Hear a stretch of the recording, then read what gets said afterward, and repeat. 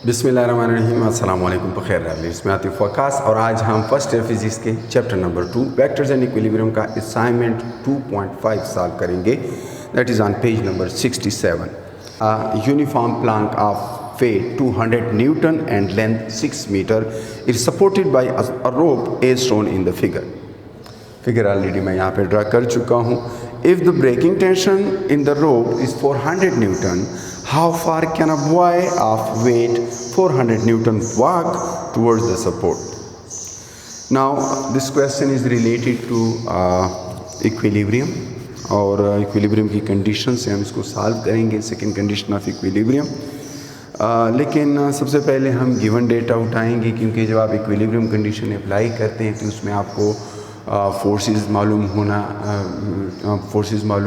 होने चाहिए और साथ में मोमेंट आर्म मालूम होना चाहिए कि जी कौन सी फोर्स एक्सिस ऑफ रोटेशन यानी पिवट पॉइंट से कितना दूर है, या फलक्रम जिसको हम कहते हैं।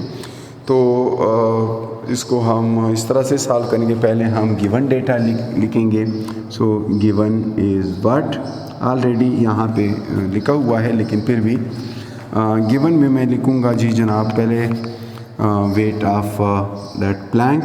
सो प्लैंक का जो वेट है F P that is 200 newton and then इस मैन या बॉय का इसको एफ बी लिख लेते हैं क्योंकि it's a boy. So F B is equal to 400 newton, 400 newtons. And then वो कहते हैं जी कि टेंशन इन द रोप, जो इधर रस्सी लगी हुई है ऊपर किसी रिजिड सपोर्ट के साथ बंधी हुई है, ये वो सारा प्लैंक है, वो तख्ता जिसको इस रस्सी के साथ सपोर्ट किया गया है, और ये पिवट पॉइंट है यहाँ पर फिक्स्ड है, तो रोटेशन सारी इस पॉइंट के गिर्द हम कंसीडर करेंगे।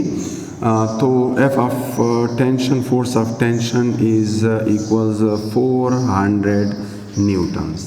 ना मोमेंट आर्म्स, हर एक फोर्स के लिए मोमेंट आर्म मालूम होना चाहिए, तो मैं इस पॉइंट को पिवट पॉइंट ही मानूंगा। तो हर एक का इस पॉइंट से डिस्टेंस जो है हमें मालूम होना चाहिए।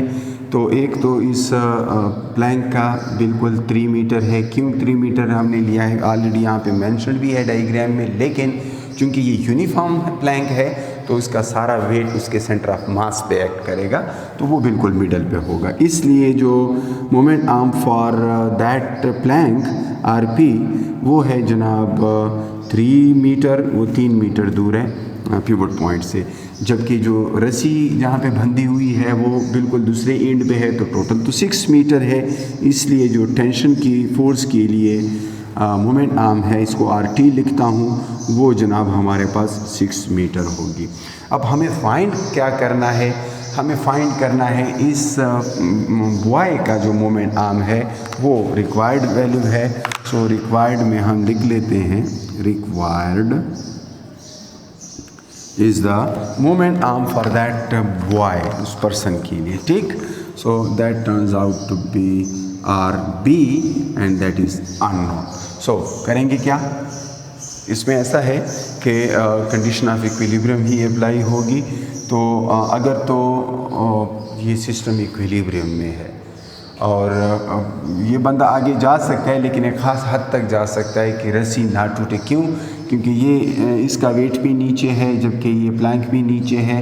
तो अगर मैं इस सिस्टम का फ्री बॉडी डायग्राम बनाऊं, मतलब फ्री बॉडी डायग्राम बनाने से ये फॉर एग्जांपल वो प्लैंक है, ये पिवट पॉइंट है, ठीक है।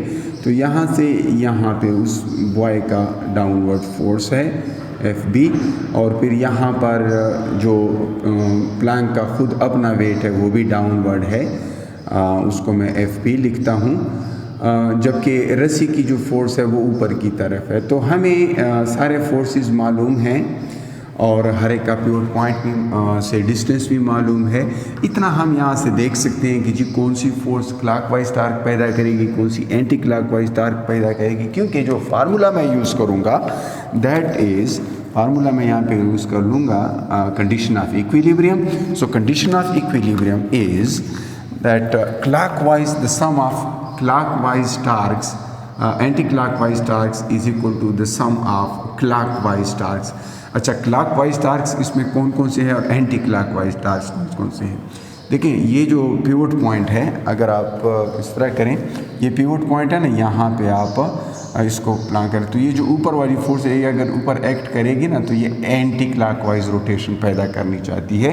तो एफ और यानी फोर्स ऑफ टेंशन की वजह से जो टार्क है वो एंटी क्लॉकवाइज है।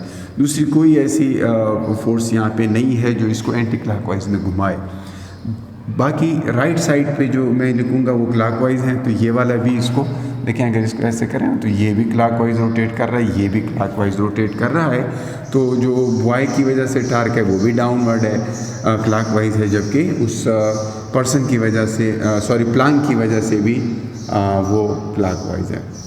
अब अक्सर स्टूडेंट यहाँ पर ये सोचते होंगे, ये हमने तो पढ़ा था कि क्लॉकवाइज टार्क जो है वो नेगेटिव होता है और एंटी क्लॉकवाइज टार्क पॉजिटिव होता है, कन्वेंशनली इस तरह लिया जाता है।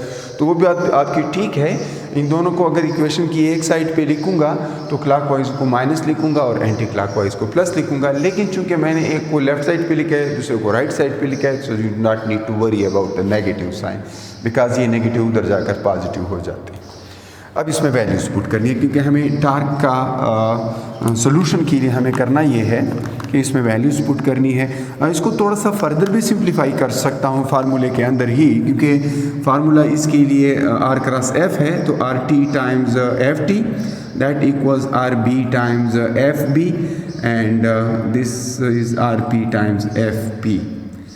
यानी आर एफ टार्क है, तो इस केस में चूँकि सबके फोर्सेस मालूम है और मोमेंट आर्म मालूम है, तो मैंने इन सब के फोर्सेस भी लिखे, मोमेंट आर्म भी लिखे। अब एक अननोन है आर बी, बाकी सारी चीज़ें हमें मालूम है 1 2 3 4 5, तो ये 5 चीज़ें मालूम है 1 2 3 4 5, एक आर बी अननोन है। तो या रीअरेंज कर लें, इसके लिए रीअरेंज करें ना तो ये इस साइड पे आ जाएगा, यानी हमारे पास जो फाइनल फार्मूला आएगा ना आर बी के लिए वो R T F T minus ये इस साइड पे आके ना माइनस हो जाएगा आर पी एफ पी, और ये चूँकि आर के साथ मल्टीप्लाइड है तो दूसरी साइड पे जाके डिवाइड हो जाएगा F B. That is the formula which I am going to use to solve this problem. And now it's very simple, very easy. You just put the values and get the required result. So solution, you need to put the values in this formula, and that is RB. So RB equals RT is 6, FT is 400, 6 times 400, and then minus what? RB FB. तो FB, इसको मैंने capital B लिखना, क्योंकि मैं already इसको capital B लिख चुका हूँ। तो क्या आ जाएगा जी? ये हो जाएगा RP is 3 meter multiplied with the FP, so force of plank, any weight, that is 200, and whole divided by force of buoy, that is 400. So it is 2400, 6 4s are 24, minus 600, so that is 1800 divided by 400. So यहाँ से आ जाएगा 18/4, and that turns out to be 4.5 meter.